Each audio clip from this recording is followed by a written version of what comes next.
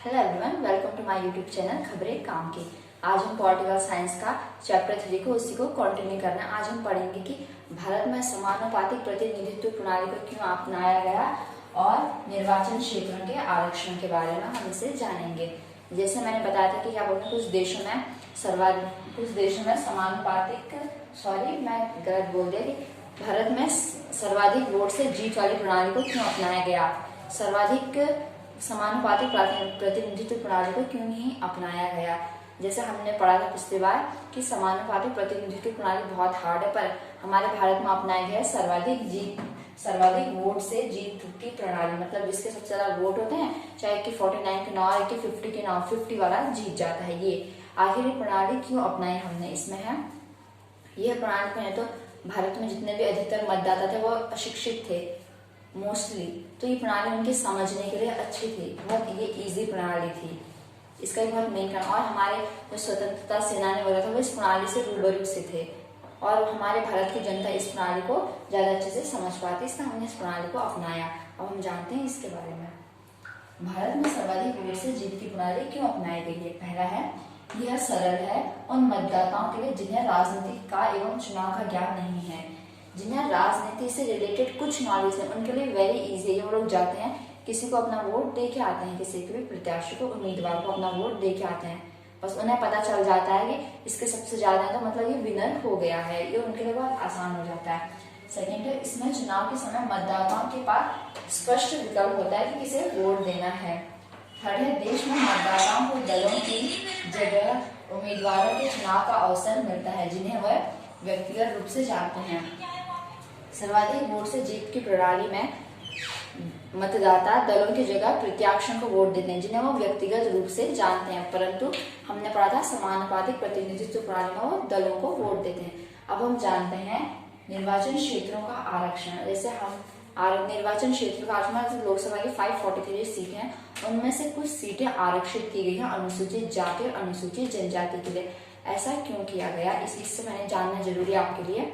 अंग्रेजों ने कहा था, मतलब ब्रिटिश सेना ने कहा था कि भारत में अपनाते हैं पृथक निर्वाचन मंडल की शुरुआत करने को कहा था, पर यह अच्छा नहीं था। इसमें क्या होता था कि ध्यान समझिए, जो सीट जिसके लिए रिजर्व होती है उसमें जो वोट देने वाले होंगे वो भी उसी कास्ट के होंगे, मतलब उसी जाति के होंगे। अंग्रेजों ने इसे अपनाने को कहा था, पृथक निर्वाचन मंडल को अपनाने को कहा था, पर हमारे भारतीय जो संविधान निर्माता थे उन्हें इस पर शंका थी कि यह अच्छा नहीं है, यह हमारे भारत में एकता स्थापित नहीं कर पाएगा।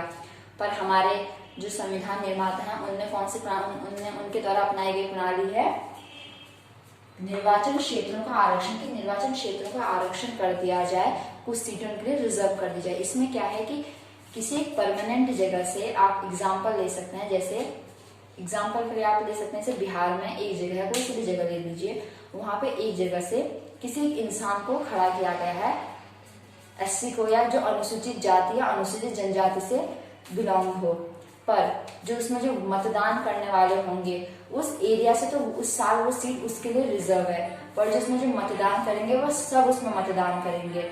उसमें कास्ट जो मतदान करने वाले होंगे, ऐसा नहीं है कि वो सिर्फ उसी परमानेंट कास्ट, सब लोग उसमें मतदान करेंगे। अब हम इसे पढ़ते हैं, समझिए।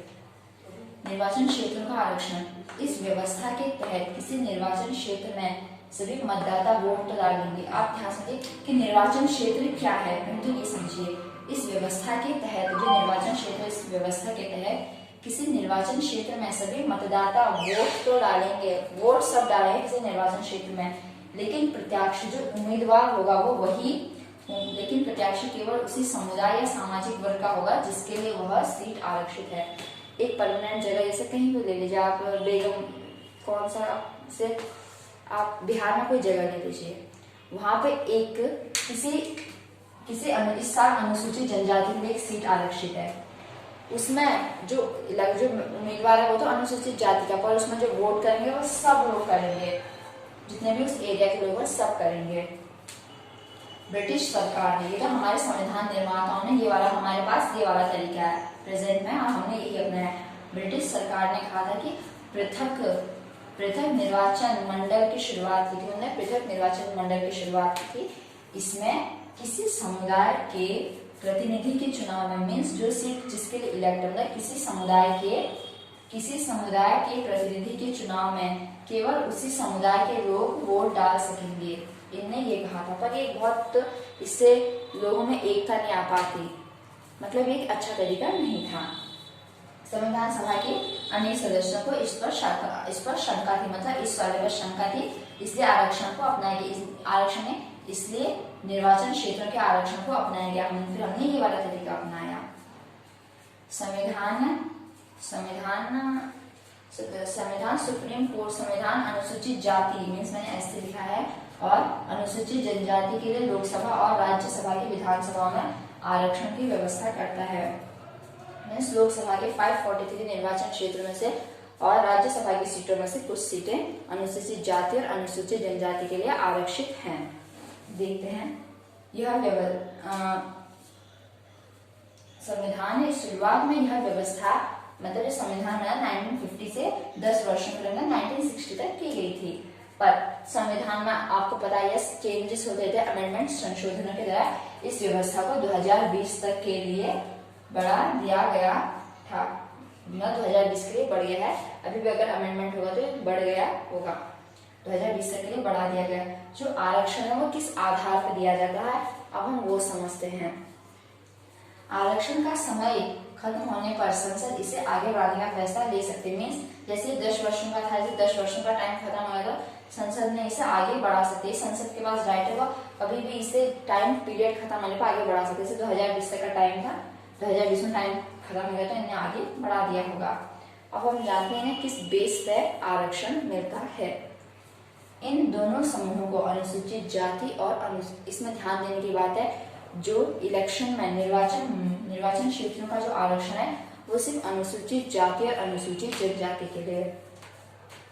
इन दोनों समूहों की आरक्षित सीटों का वही अनुपात है जो भारत की जनसंख्या में इनका अनुपात है। मीन्स ऐसा नहीं है कि उनके लिए जो रिजर्वेशन की सीटें फिक्स रहेंगी, उनका जिस एरिया में जनसंख्या का जो अनुपात होता है, मीन्स इन दोनों समूह के सीटों का वही अनुपात है जो भारत की जनसंख्या में इनका अनुपात होता है, उसी हिसाब से इन्हें सीटें इनके लिए रिजर्व की जाती है। जैसे प्रेजेंट में 543 लोकसभा की सीटें हैं तो उसमें से 84 सीटें अनुसूचित जाति के लिए, कि 84 सीटों में जो उम्मीदवार होंगे वो अनुसूचित जाति के होंगे, 47 अनुसूचित जनजाति के होंगे।